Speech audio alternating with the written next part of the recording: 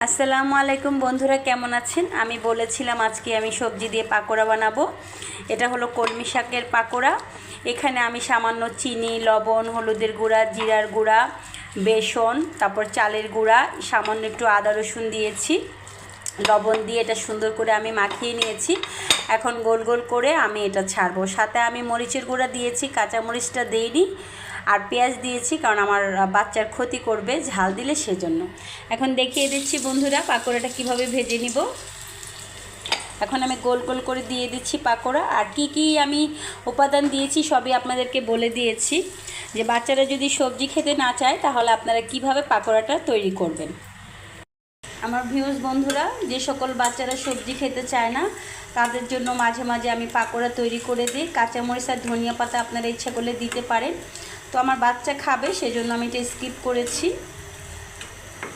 তো এত মজা করে পাকোড়াটা আমি যখন বানাই, এটা ভাতের সাথে খালি সসের সাথে অনেক ভালো লাগে।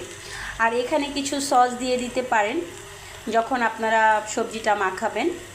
তো এইভাবে বাচ্চাদেরকে মাঝে মাঝে এরকম পাকোড়া করে দিবেন শাক সবজি দিয়ে, অনেক ভালো হবে। আর প্রতিদিন দিবেন না, কারণ তেলের জিনিস ক্ষতি করবে। হঠাৎ হঠাৎ ভাতের সাথে এটা দিবেন, ওরা খালিও খেতে পারবে, সস দিয়েও খেতে পারবে, ভালো লাগবে। আমার ভিউজ বন্ধুরা, আমার পাকোড়াটা ভাজা হয়ে গিয়েছে। এখন আমি তুলে নিব। গরম গরম ভাতের সাথে এখন এটা আমরা পরিবেশন করব। যেমন আমি এখানে রেডি করে নিয়েছি মুরগির গিলা কলিজার তরকারি, আমডাল আর ভাত। তো এখন আমি এটা খাবো আজকে রাতে ডিনারে।